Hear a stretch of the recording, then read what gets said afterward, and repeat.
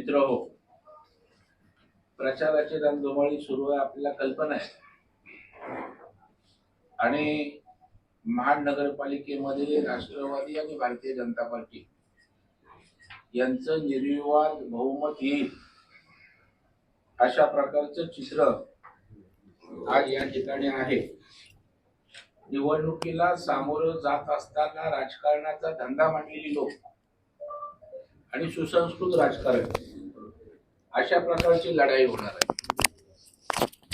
कारण पंतप्रधान नरेंद्र मोदी साहेबांनी या देशाला विकासाचं राजकारण दाखवलं आणि प्रचलित दंडेलशाही, दबंगशाही, पैसा या पलीकडे जाऊन विकासाला लोक मत देतात हे देश पातळीवर सिद्ध केलं. एवढंच नाही तर बिहारला निवडणुका झाल्या, अजूनपर्यंत बिहारच्या निवडणुका या जातीपातीत लढवल्या जायच्या, परंतु बिहारच्या युवकांनी त्या ठिकाणी डेव्हलपमेंट ओरिएंटेड राजकारण केलं, विकासाला मत दिलं. आमचं राज्य कोण बदलू शकतो, विकास कोण करू शकतो, त्याच्यामध्ये जातीपातीच्या, पैशाच्या, दंडेलशाहीच्या पलीकडे लोकांनी त्या ठिकाणी मतदान केलं. आणि महाराष्ट्रात सुद्धा देवेंद्र फडणवीस साहेबांच्या नेतृत्वाखाली विकासाचं राजकारण होऊ शकतं. हा आशिषजी,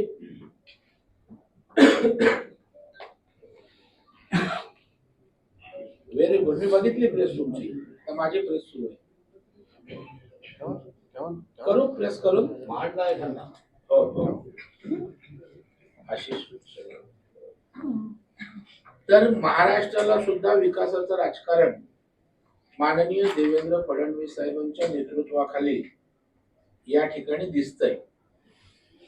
आणि कुठलंही नेतृत्व किंवा लिडरशिप मग शहराची असो, जिल्ह्याची असो किंवा राज्याची असो, ही व्हिजनरी असायला लागते.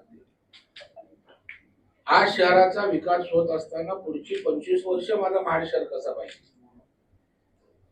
त्यातल्या गरजा काय, त्या पूर्ण करण्यासाठी आम्ही काय करणार आहोत, आम्ही महाडच्या जनतेला काय देणार आहोत, यावर आज राष्ट्रवादी आणि भारतीय जनता पार्टी जी महायुती आमची आहे त्यातनं एक पक्ष गळलेला आहे, हे घेऊन आम्ही लोकांसमोर चालू.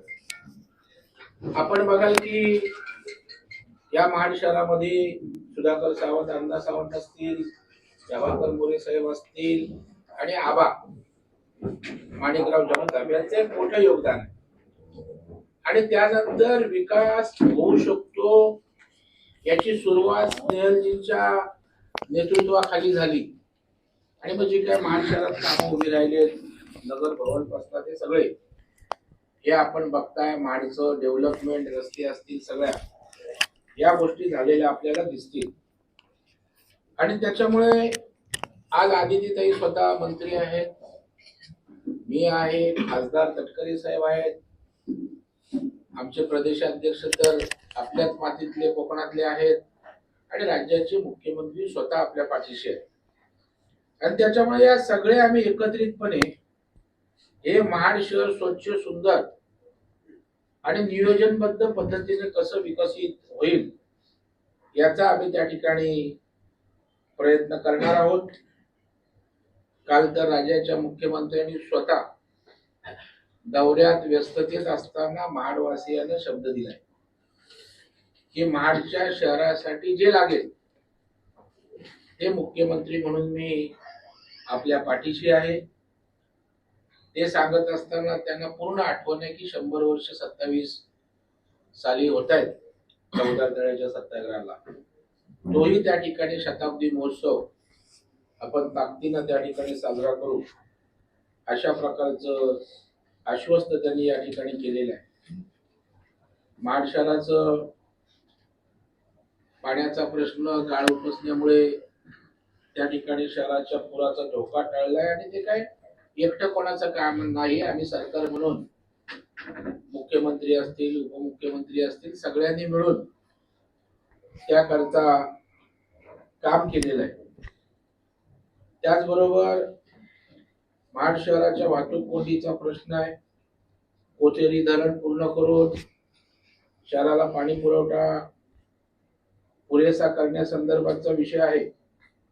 आणि माझ्याशी संबंधित एक महत्वाचा विषय महाडच्या हाऊसिंग मधल्या लोकांसाठी की मुंबईमध्ये आपण हाऊसिंग मध्ये स्वयंपुनर्विकास आणलाय. पत्रकारांना आपल्या कल्पना आहे की नाही मला माहित नाही की विदाऊट बिल्डर तुम्ही तुमची इमारत विकसित करू शकता आणि बिल्डर जो नफा कमवतो तो नफा सभासद आपल्या साठी मोठी जागा उपलब्ध करून घेऊ शकतात.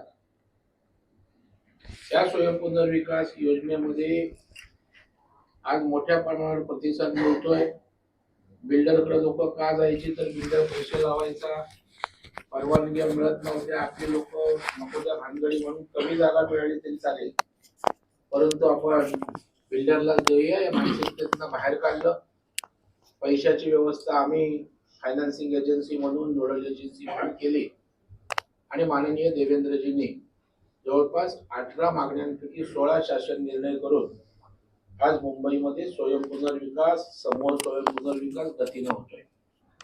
त्याचं प्राधिकरण स्थापन झाले. जो माझा अभ्यास गट नेमला होता शासनाने, मी 3 महिने राज्यभर फिरून या स्वयंपुनर्विकासा संदर्भाचा माझा अभ्यास गटाचा अहवाल सरकारला दिलाय. त्यात माझी मागणी होती की स्वतंत्र प्राधिकरण करा. तर ते प्राधिकरण झालंय. त्या प्राधिकरणाचा अध्यक्ष आणि मंत्रिपदाचा दर्जा देऊन माझ्यावरच जबाबदारी दिली. मी 2च उदाहरणं सांगतो. कालच्या सभेतही मी सांगितली की नंदादीप सोसायटी पार्ल्याची आहे ती 360 स्क्वेअर फीटात राहत होती. बिल्डर विकास करणार होता, 700 स्क्वेअर फीटाचं घर देणार होता. त्यावेळेला आमच्या स्वयंपुनर्विकासाचं वारं सुरू झालं होतं आणि मग आमच्याकडे ते आले. आम्ही 40 कोटीचं कर्ज दिलं. 360 चे 700 स्क्वेअर फीटात जाणारे रहिवासी 1400 स्क्वेअर फीटात राहायला गेले. म्हणजे 700 स्क्वेअर फीट बिल्डर खाणार होता, बिल्डर कमावणार होता. अशा 18 इमारती उभ्या राहिल्या आणि हे प्राधिकरण राज्य करताय. आज आपल्याकडे पण 25 वर्षाच्या वर बिल्डिंग सगळ्या नगरपालिका क्षेत्रात झालेले आहेत. त्याच्यामुळे हे स्वयंपुनर्विकासाचं धोरण आपण राज्यभर राबवणार आहोत. त्याच्यामध्ये सगळ्यात प्रायोगिक पहिली सुरुवात आपण स्नेहलताई आपल्या महानगरपालिकेतनं करू आणि प्राधिकरणाच्या माध्यमातून स्वतःच्या इमारती स्वतः विकसित करून विशेष FSI आपल्याला मिळेल. छोट्या जागेत आपण जे राहतो 250-300 मध्ये ते उद्या आपण 700-800-1000 स्क्वेअर फीटात गेलो तर शहराच्या ठिकाणी आपलं कुटुंब विस्तारलं तरी एक मोठं काम होणार आहे. आणि सुदैवाने त्या प्राधिकरणाचं मीच अध्यक्ष असल्या कारणानं हा विषय निश्चितपणे आपण या ठिकाणी मार्गी लावू. अनेक कामं केले ज्याचा उल्लेख आदितीताई करेल, स्नेहल दिदी करतील. मी स्वतः जी आमच्या जाहीरनाम्यात मागणी आहे की महाड चौदार तळ्याचं प्राधिकरण करावं तर मी 13/8लाच पत्र दिलेलं मुख्यमंत्र्यांना. म्हणजे काही आम्ही निवडणूक आली म्हणून केलं नाही. अशा प्रकारचं प्राधिकरण आपण करावं आणि त्यासाठी एक संयुक्त बैठक लावावी हे मुख्यमंत्र्यांकडे मी मागणी केलेली आहे. पर्यटनाच्या माध्यमातून या ठिकाणी अहिल्यादेवी होळकर मंदिर जीर्णोद्धार व परिसर सुशोभीकरण असेल, अंबिका माता काकरतळे परिसर सुशोभीकरण असेल, मैकावती देवी मंदिराचे परिसर सुशोभीकरण असेल, याचे सुद्धा प्रस्ताव पर्यटनच्या माध्यमातून पाठवले. म्हणजे आमचा बिपिन दादा कधी येतो माझ्याकडे, कधी सह्या करून घेतो. आता मला सांगितलं भाऊ तुमची पत्र पाठवून प्रस्ताव पण गेलेले. कारण आपल्या शहराच्या विकासासाठी किंवा आपल्या महाड पोलादपूरसाठी जे जे माझ्याकडे काही आमच्या विरेश्वरला पण मी 3 कोटी रुपये विरेश्वरला दिले. त्यातनं आपण तिथे सुशोभीकरण हे केलं. आपण मच्छी मार्केट आहे, मच्छी मार्केट साठी सुद्धा 55 कोटी रुपये त्या ठिकाणी मी मंजूर करून घेतले. आपण हॉस्पिटल आणतोय. मी कधी मार्केटिंग करायला आलो नाही तर आपण या मातीतला आहे आणि मग आपल्याला जे करता येईल ते प्रामाणिक भावनेनं आपण केलेलं आहे. अशा प्रकारे सामाजिक सभागृहाची पण मागणी केली गुरव समाजाकरता आणि अनेक गोष्टी आपण करतोय, करणार आहोत. मला आनंद एवढा वाटतो की महाडकरांचा उत्स्फूर्त असा प्रतिसाद देतोय. कालची सभा पण आदित्यताई स्थानिक लोक भरगच्च संख्येनं उपस्थित होती आणि त्याच्यामुळे लोकांचा जनाधार आपल्या मागे निश्चितपणे त्या ठिकाणी दिसतोय. काल डॉक्टर असोसिएशनची पण बैठक झाली. जवळपास 80-90 मुंबईत शहरातले निष्णात डॉक्टर त्या ठिकाणी उपस्थित होते. त्यांच्याशी मी संवाद केला. नेमक्या अडचणी काय, या शहराविषयी तुमचं काय स्वप्न आहे. छोट्या छोट्या गोष्टी होत्या. कुठे त्या ठिकाणी भटके कुत्रे आहेत, जनावरांचं आहे, क्रीडांगण आहे, नाट्यगृहाची त्यांनी गोष्ट केली. तर ऑलरेडी आधी स्नेहलताईने नाट्यगृहाचा ठरावही केलेला आहे सांस्कृतिक भवनचा, सुधाकर अण्णा सावंत साहेबांच्या नावाने. ते आपण करणार आहोत. बाबासाहेब आंबेडकर जे स्मारक आहे त्या ठिकाणी व्यवस्था नीट नाही, दुरावस्था आहे, स्विमिंग पूल चालू नाहीये. तर या संदर्भात सुद्धा ज्या ज्या गोष्टी आवश्यक आहेत त्या माननीय मंत्री आदितीताई आणि मी राज्याच्या मुख्यमंत्र्यांशी बोलू. बार्टी व्यवस्था करत असेल तर उत्तम आहे, नसेल तर नगरपालिकेकडे हस्तांतर करण्यासंदर्भात सुद्धा माननीय मुख्यमंत्र्यांना आम्ही त्या ठिकाणी आग्रही राहू. काल डॉक्टर असोसिएशनला त्यांनी सांगितलं 108 ॲम्ब्युलन्सचा विषय, तर त्यांना मी कालच माझ्या आमदार निधीतनं म्हणलं ॲम्ब्युलन्स देऊन टाकू. आमच्याकडे झटपट काम असतं, त्याच्यामुळे लगेच ते आपण त्या ठिकाणी केलेलं आहे. मग स्मशानभूमी असेल, ट्रॅफिकचं कंजेशन असेल, आणि सगळ्यात महत्वाची एक मोठी गोष्ट आम्ही करतोय. या युवा वर्गाला आमच्याकडून मोठ्या अपेक्षा आहे. जेव्हा आम्ही प्रशासनात असतो, सगळीकडे फिरतो, तेव्हा IAS IPS वरिष्ठ अधिकारी आपल्या कोकणातले कमी दिसतात. आणि अशा वेळेला मग कोकणात बुद्धिमत्ता आहे, टॅलेंट्स आहे, त्यांना एक व्यासपीठ निर्माण करण्याची आवश्यकता आहे. MPSC UPSCचं सेंटर सुद्धा आम्ही या नगरपालिका क्षेत्रात निर्माण करू आणि एकदम वेल इक्विप करू. चांगल्या प्रकारचे दर्जेदार IAS IPSचं प्रशिक्षण देणारी लोक आणू आणि आपल्या खेड्यातनं शहरातनं चांगले अधिकारी घडावे, यासाठी आमचा निश्चित त्या ठिकाणी प्रयत्न राहणार आहे. क्रीडा भवनच्या माध्यमातून आपल्या ग्रामीण भागातील खेळाडूंना प्रोत्साहन मिळावं म्हणून मला वाटतं माणिकराव बाबा असताना त्यांनी तालुका क्रीडा भवनचं प्रस्तावही केला होता, परंतु नंतरच्या काळात तो पुढे गेला नाही. तर तोही प्रस्ताव त्या ठिकाणी आपण तालुक्याच्या क्रीडा भवनाच्या साठी आपण त्या ठिकाणी करू. मी कालही डॉक्टरांना सांगितलं की शहराबाबतीत लोकप्रतिनिधींची जशी जबाबदारी तशी जेवढा नागरिक किंवा समाजातील बुद्धिजीवी वर्ग हा जेवढा सजग असेल तेवढं त्या ठिकाणी जास्त प्रमाणावर आपण विकास करू शकतो. जेव्हा अनेक मागण्या पुढे येत होत्या त्यावेळेला बोललो ह्या ऑलरेडी मागण्या मी कुठे कुठे करत असतो, म्हणून आपल्या लोकांचा पाठपुरावा थोडा कमी त्या ठिकाणी होतो आणि म्हणून येणाऱ्या काळामध्ये पाठपुरावा सुद्धा मोठ्या प्रमाणावर करावा अशा प्रकारची अपेक्षा सुद्धा मी महाडकरांकडून त्या ठिकाणी व्यक्त केलेली आहे. महाड स्वच्छ सुंदर शहर व्हावं हा स्नेहल जगताप यांनी त्या ठिकाणी नारा दिला होता. ते शहर नीट नियोजन करून शहरात गार्डन कुठे असावी, शहरामध्ये रस्त्यांचं नियोजन कसं असावं, सांडपाण्याचा निचरा कसा व्हावा, त्या ठिकाणी चांगल्या प्रकारचे महिलांच्यासाठी एखादं केंद्र असावं का, ज्येष्ठांसाठी काही त्यांना विरंगुळा उतारवयात काही करण्यासाठी काही करता येते का, असं ऍज अ इंटिग्रेटेड एक संपूर्ण शहर म्हणून कुठे काय असावं याचं नियोजन करू.